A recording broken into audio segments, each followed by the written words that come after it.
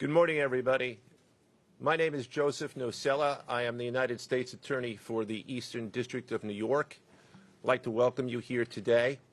In addition, we have with us today FBI Director Kash Patel, FBI Assistant Director in Charge Christopher Rea of the New York Field Office, Special Agent in Charge of the New York Field Office Leslie Bakshi's, New York Special Agent in Charge of Homeland Security Ricky Patel, Newark Special Agent in Charge of Homeland Security Michael McCarty, Police Commissioner Jessica Tisch, Chief of Detectives Joseph Kenny, and the Executive Director of the Waterfront Commission, Phoebe Sorrell.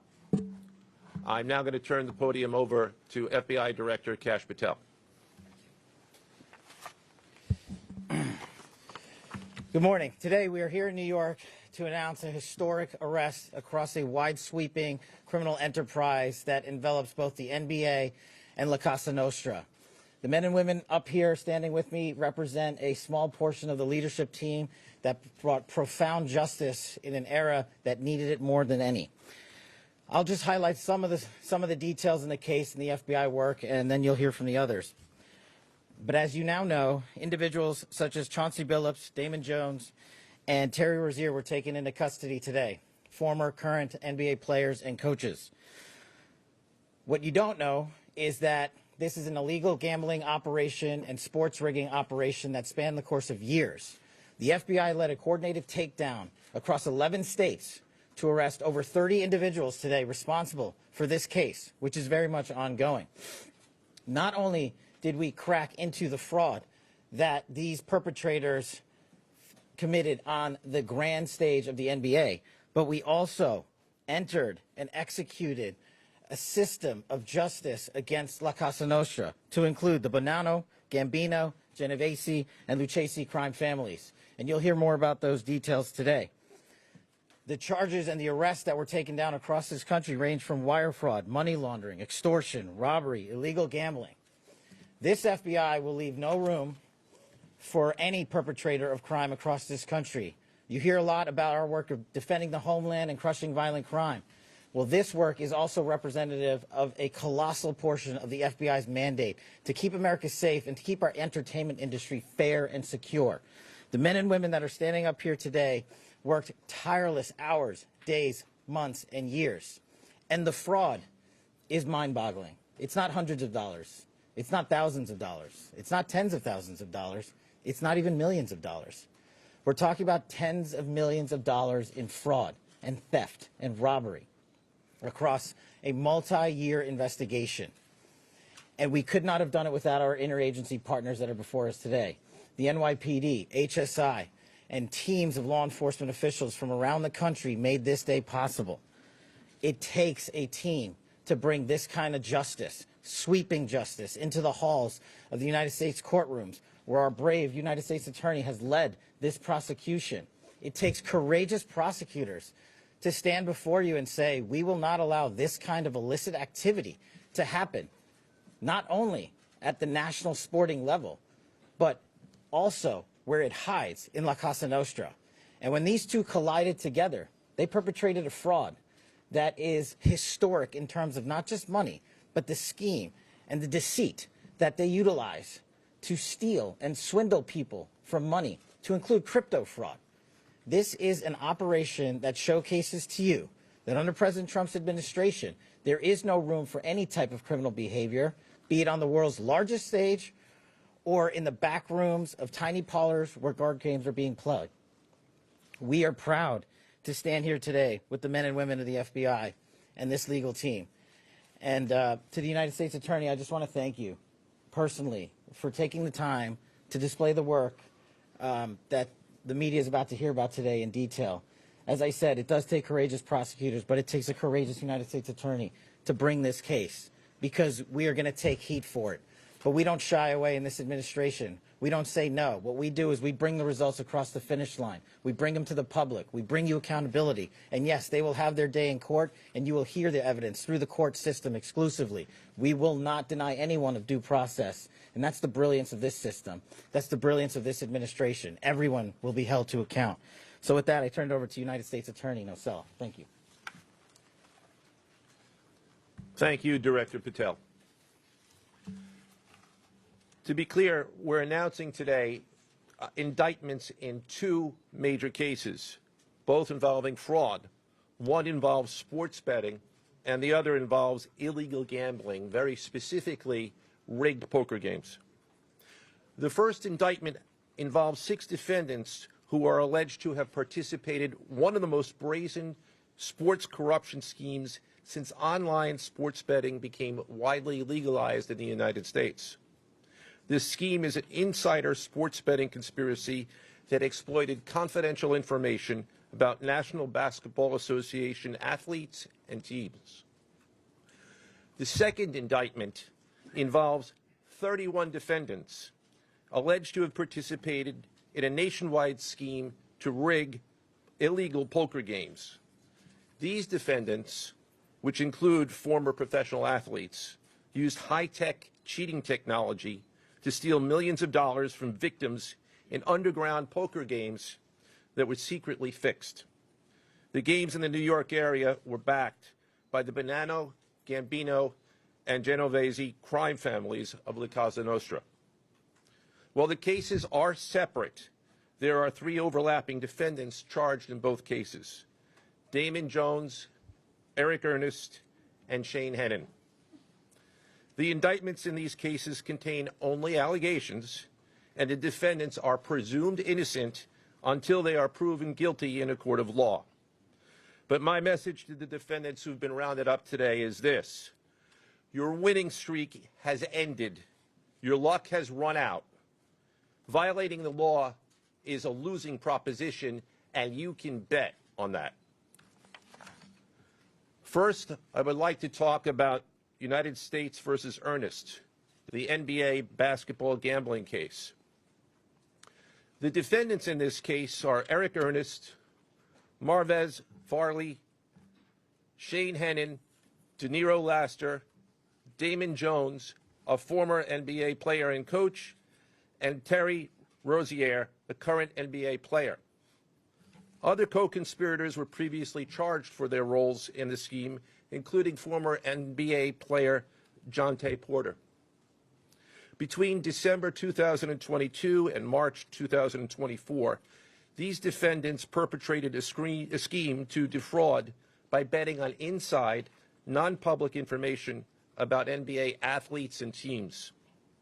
The non-public information included when specific players would be sitting out future games, or when they would pull themselves out early for purported injuries or illnesses.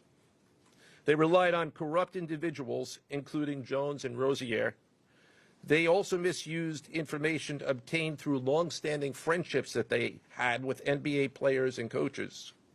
And in at least one instance, they got their information by threatening a current player, Porter, because of his pre-existing gambling debts. Defendants used this non-public information to place hundreds of thousands of dollars in fraudulent bets, mostly in the form of prop bets on individual player performance. The bets were placed through online sports books and also in person at casinos. The defendants relied on a network of straw bettors to place the maximum amount of bets to increase their potential profits.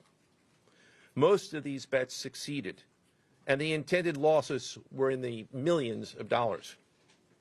The defendants then laundered their illegal winnings in various ways: peer-to-peer platforms, bank wires, and simple cash exchanges.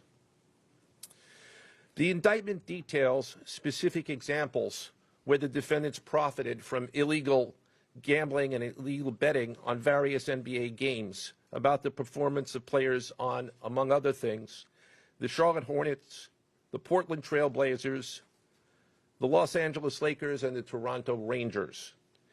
Each defendant in the NBA basketball gambling case has been charged with conspiracy to commit wire fraud and conspiracy to commit money laundering.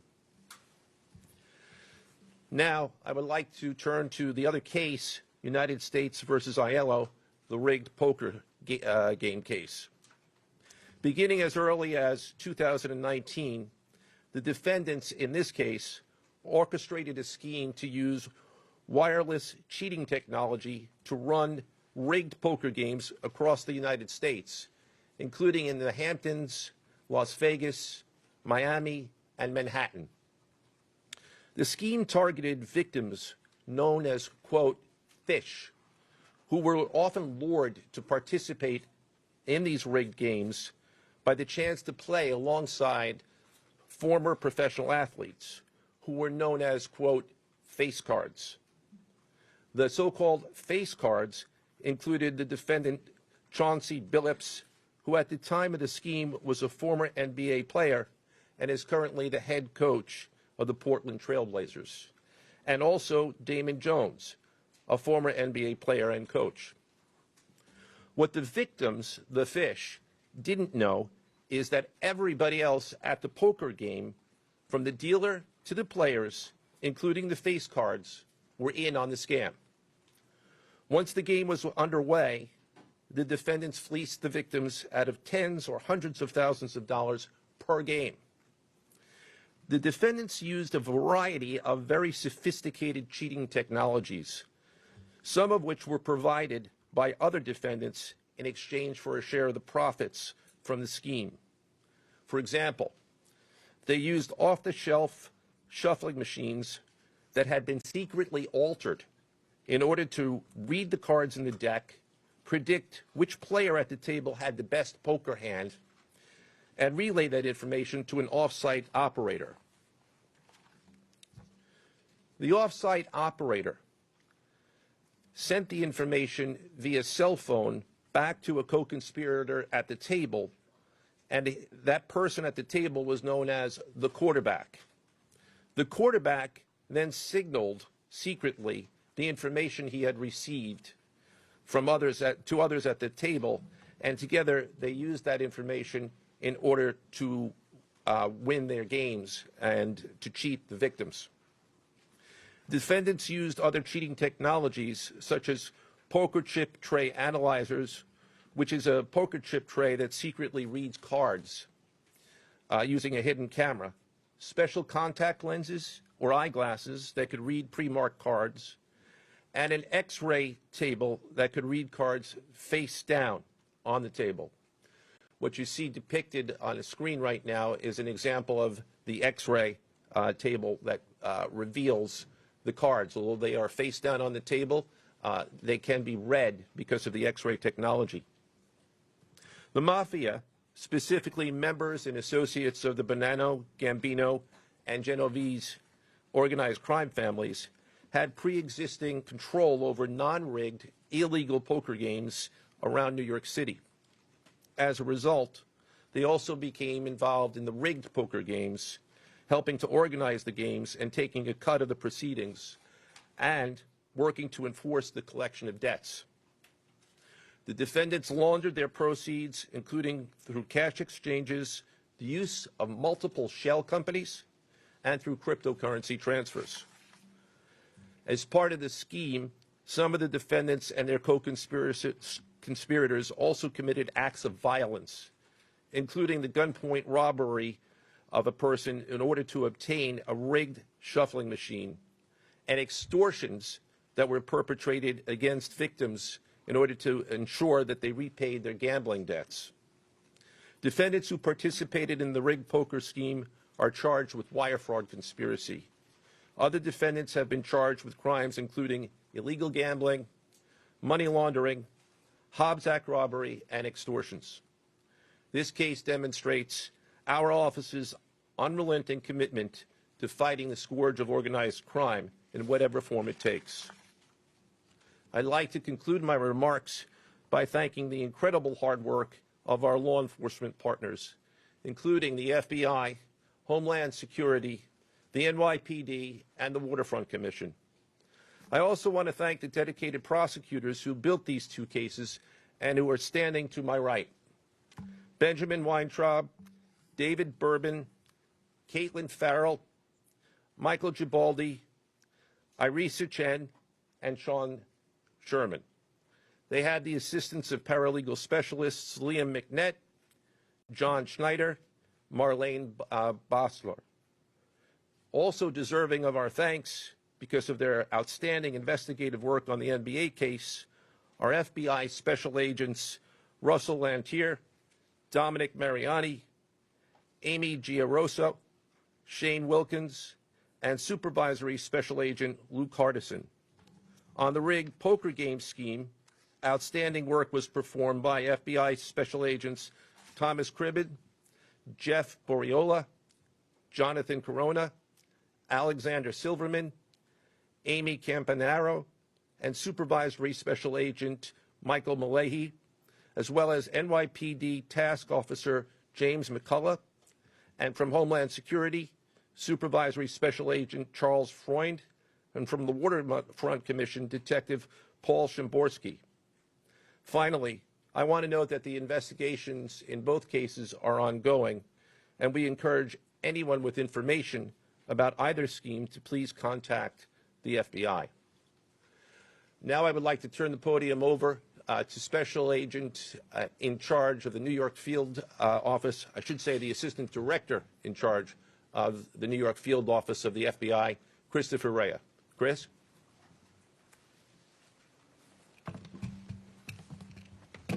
All right, thank you, Joe. As always, we appreciate the partnership here. Can't do any of this without you and your team, so thank you. Also want to publicly thank the director for coming down from D.C. The director's a very busy person, and for him to come down should tell you the importance of this historic case. I'm Christopher Rea, the Assistant Director in charge of the FBI New York Field Office. Today, as you've heard, our office conducted a massive nationwide takedown from 2 indictments of 34 defendants for their alleged involvement in 2 separate illegal poker and sports betting schemes where, as you heard, the odds were rigged in their favor. Among these defendants are 13 members and associates of the Bonanno, Gambino, and Genovese crime families, to include capos and soldiers from these families. Additionally, as you heard, current and former NBA coaches and players are also implicated, to include Chauncey Billups, Damon Jones, and Terry Rozier. 3 of the named defendants are charged for their alleged roles in both schemes. This alleged illegal gambling operation hustled unwitting victims out of tens of millions of dollars and created a financial pipeline for La Cosa Nostra to help fund and facilitate their organized criminal activity. Victims were attracted to play alongside well-known professional athletes and coaches like Chauncey Billups, only to be unknowingly deceived through rigged shuffling machines, fixing the odds in their favor, as alleged and as you just heard from the U.S. Attorney's Office. This alleged scheme wreaked havoc across the nation, exploiting the notoriety of some and the wallets of many to fund the Italian crime families here in New York. Let me be clear about this fact. The FBI has not and will never take their eye off the ball when it comes to Italian organized crime in this city, specifically the LCN and the 5 families here in New York. We are not going to permit any criminal enterprise, whether it be Italian organized crime, Asian organized crime, Eurasian organized crime. We're not going to permit any of those organized crimes, families, and organizations to operate in our city or our country, as evidenced by the 11 states that were also participating in this operation today. The FBI office here in New York remains committed to eradicating all unlawful revenue streams fueling this criminal activity. As with most cases we've worked, this is only the tip of the iceberg for the FBI and the U.S. Attorney's Office. Our LCN squad agents and analysts are continuing to work day and night with the Eastern District of New York to ensure members and associates of the 5 families cannot continue to wreak havoc in our communities.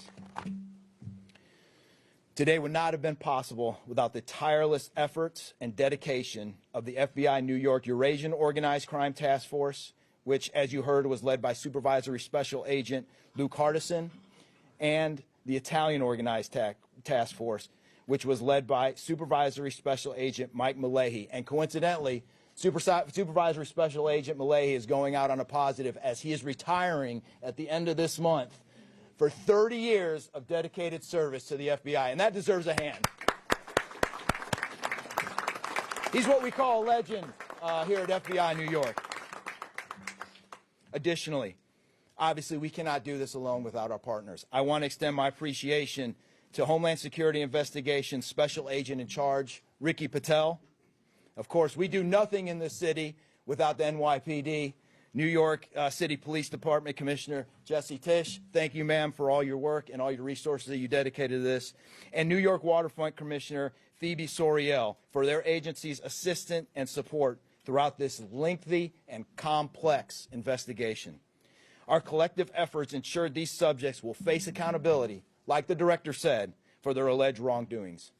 Thank you, and I'll now turn it over to Special Agent in Charge of HSI, Ricky Patel.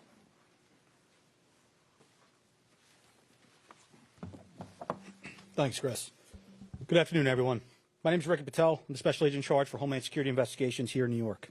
This morning, hundreds of special agents and investigators with HSI, the FBI, the New York Waterfront Commission, and the NYPD descended upon the homes of individuals who for years have operated with the false sense of impunity, a false sense of incivility. In the early hours of today, across 9 states coast to coast, dozens of defendants were arrested and will face the consequences of their alleged crimes. This was their wake-up call. With the alleged involvement of 3 La Cosa Nostra crime families, 1 NBA head coach, a Hall of Famer, no less, and former NBA players, the years of investigative work that culminated with this morning's operation seem reminiscent of a Hollywood movie. But this wasn't luck, and this wasn't theatrics. This was an evidence-driven, relentless, and unified effort among law enforcement. Through what we have dubbed Operation Royal Flush, HSI New York, along with our task force personnel from the Waterfront Commission, first uncovered this scheme more than 4 years ago. Agents and investigators dedicated countless hours and sleepless nights in identifying the criminal network, dissecting communications and patterns, and following the money with precision. We built a case, piece by piece, and what we discovered was a sprawling criminal enterprise that utilized cutting-edge technology and various methods of deception to dupe unsuspecting gamblers into paying up so that these defendants could cash out. As alleged, this sophisticated conspiracy cheated victims out of at least $7 million and placed the public and the defendants alike at risk. This case involved global reach, financial depth, and the patience to dismantle complex financial criminal enterprises from the inside out. When criminal organizations attempt to launder profits through our country, HSI connects the dots and shuts it down. To anyone who thinks intimidation, fraud, or violence will shield their profits, understand this. If you are exploiting our communities, expect HSI and all of our law enforcement partners at your door. I would like to thank all our partners here today. Obviously, the United States Attorney's Office for the Eastern District of New York, the Waterfront Commission, the FBI, the NYPD, and the prosecutors that will carry this forward. Today's arrests are not an endpoint. They are the start of accountability. Thank you, and I now turn it over to Police Commissioner Jessica Tisch.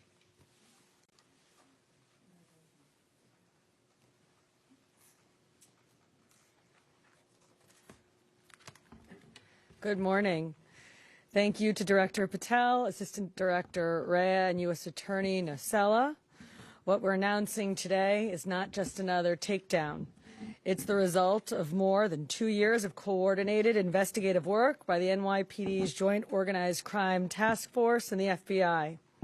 2 cases that exposed criminal networks led by 34 individuals who believed the rules did not apply to them. They hid behind layers of complexity, behind money, and behind influence, believing those things would shield them from accountability. The first case, Operation Nothing But Bet, exposed a gambling ring built around professional basketball, where players and associates allegedly used inside information to manipulate prop bets on major sports betting platforms. They placed wagers on unders on players to score less, rebound less, assist less, using information that was not yet public. In some instances, players altered their performance or took themselves out of games to make sure that those bets paid out. One example occurred on March 23, 2023, in Charlotte. Terry Rozier, an NBA player now with the Miami Heat, but at the time playing for the Hornets, allegedly let others close to him know that he planned to leave the game early with a supposed injury. Using that information, members of the group placed more than $200,000 in wagers on his under statistics. Rozier exited the game after just 9 minutes, and those bets paid out, generating tens of thousands of dollars in profit. The proceeds were later delivered to his home, where the group counted their cash. As the NBA season tips off, his career is already benched, not for injury, but for integrity. As a result of this investigation, 6 defendants, including Rozier, are now facing conspiracy to commit bank and wire fraud. In a second case, Operation Zen Diagram, investigators uncovered a long-running scheme in which members and associates of several well-known organized crime families rigged high-stakes poker games across the country. These operatives included capos and multiple soldiers from the Bonanno, Gambino, Lucchese, and Genovese crime families. Bringing 4 of the 5 families together in a single indictment is extraordinarily rare. It reflects how deep and how far this investigation reached and the skill and the persistence it took to get here. That work uncovered a deliberate, technologically sophisticated operation designed to carry out their crimes. They used custom shuffling machines that could read the order of cards, barcoded decks, and hidden cameras built into tables and light fixtures. The organizers also enlisted well-known public figures, former and current NBA players and coaches, including Chauncey Billups, the head coach of the Portland Trail Blazers, an NBA champion and a Hall of Famer, to make the games appear legitimate. Victims believed that they were sitting at a fair table. Instead, they were cheated out of millions. One victim in particular lost $1.8 million. In total, losses exceeded $7 million and continue to climb. And when people refused to pay, these defendants did what organized crime has always done. They used threats, they used intimidation, and they used violence. It's the same pattern that we have seen for decades. Traditional mob enforcement methods combined with new technology to expand the reach of their operations. Now, with the unsealing of today's indictment, 34 individuals are facing charges, including robbery, extortion, money laundering, wire fraud, bank fraud, and illegal gambling. I want to commend the outstanding work of our detectives from the Joint Organized Crime Task Force and their dedication to these cases, especially Captain Ruben Pagan, Sergeant Chris McGuire, Detective Alexander Creamer, Detective James McCullough, and of course our Chief of Detectives, Chief Kenny. As part of these investigations, our members recovered and reviewed thousands of hours of video, conducted extensive surveillance on illegal gambling locations across the city, and executed more than 24 search warrants on electronic records that revealed the true extent of this conspiracy. Once again, the work of our detectives, together with the FBI and the U.S. Attorney's Office, closed those gaps before they could widen further. The NYPD is proud to stand with each of you today, as these cases represent the kind of partnership that defines modern law enforcement agencies, sharing intelligence, coordinating resources, and moving as one team. Thank you.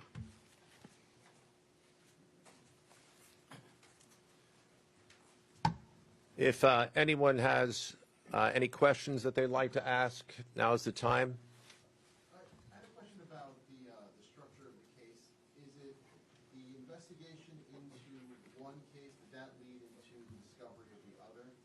Can you talk more about the link between the two? I'm not at liberty to discuss either the background of the investigation itself or the investigation as it continues. So I'm afraid I can't really explain to you other than the fact that both cases have been unsealed today, and there was an overlap that has been discussed already with respect to certain of the defendants. Yes. Chauncey Border claimed that he had a gambling addiction. Did Rozier or Billups or Damon Jones claim the same thing at all? With respect to any allegations or defenses that have been made by any of the defendants, they will have their opportunity to present them in court. We're not here to air those at this time or to discuss them. Yes. You said the investigation is still ongoing. There seems to be several players referenced in the indictments, some that may have potentially pass on information. Is there a possibility of future arrests of NBA players in connection to the sports gambling operation specifically? As I said, I can't discuss ongoing investigations. The investigation is ongoing, which by definition means that there will be further evidence uncovered at a minimum, and there's always that possibility. But I can't comment any further with respect to that. Yes. Thank you. Director Patel, you had said in your comments, we're going to take heat for this case. Why do you say that, and what efforts might you take to counter that? It's not popular to go after some of the defendants that we went after today, but justice is served blindly. And how do we countermand that? Simple. The unsealing of these indictments today shows the force of the Department of Justice and our great Attorney General and the leadership that we have at the FBI and the team here to specifically mete out justice. And look, let's not, mince words. This is the insider trading saga for the NBA. That's what this is. That's why we are going to take heat. But as the evidence comes out, as the indictments are unsealed, you will see the extensive work these men and women put in, countless hours over years, and that's how we countermand it. Director Patel, so the dates on these indictments that they were filed are October 9th and October 16th. Can you talk about the timing of moving in now? Why now? We will not publicly discuss the timing of when we do takedowns. I will only say that we do takedowns in a coordinated fashion with our law enforcement partners and the U.S. Attorney at the appropriate time to make sure that we ensure the integrity of the investigation, as the United States Attorney said, an investigation that is very much ongoing. Director Patel, you said insider trading for the NBA. What are the implications of this case for other sports leagues and for the legal gambling industry in general? Simple. If you're participating in the legal gambling industry, you got nothing to worry about. If you're participating in illegal conduct, you got everything to worry about, and this case shows it. Did the illegal conduct cross with the legal sports betting platforms in any capacity? And if so, is that the search warrants that the police commissioner just referenced? I'm not sure I quite understand your question. You're asking if the illegal conduct... If it crossed with, like, the sports betting industry or the online sports betting? The sports books themselves are victims in this case. They themselves did not, as far as our investigation is concluded, they did not perpetrate anything unlawful.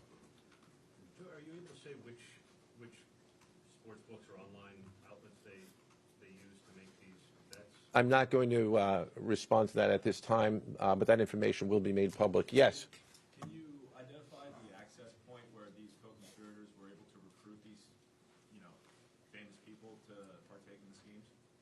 When you say the access point, They were able to recruit them?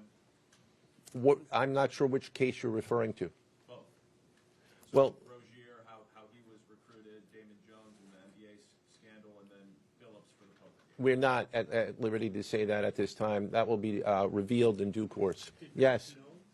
He was being... What is your question, sir? Hey, thanks for being here. You just said that the sports books themselves are the victims, at least in the indictment involving Terry Rozier and others. They're among the victims. Okay, but those companies make, as we all know, they make a crazy amount of money off of a lot of everyday Americans make bets and mostly lose them. Are you concerned with a jury potentially not being sympathetic in a case where the victims, as you say, are these multi-million or billion-dollar gambling companies? Let me repeat that all of the defendants themselves are presumed innocent. We believe that at a trial, when they have the opportunity to present their defenses if they chose, because they're not required to. We will come forward with the evidence to demonstrate their guilt. Yes? I'm sorry. Did the NBA cooperate with this investigation at all? The answer to your question is yes, the NBA has cooperated with the investigation. Yes, sir. There's been a reason to believe there's an associated college basketball element to this. Can you confirm that, or is there another investigation or part of this investigation that will have college basketball? The investigations that we announced today did not involve college basketball. Last question, last question. Yes. There was an emphasis on the Italian crime presence, organized crime in New York. Can you give us a sense of the strength and status of Italian organized crime in New York right now? No, I'm sorry. That would be a question that goes beyond what we're here to discuss today, which is these two indictments.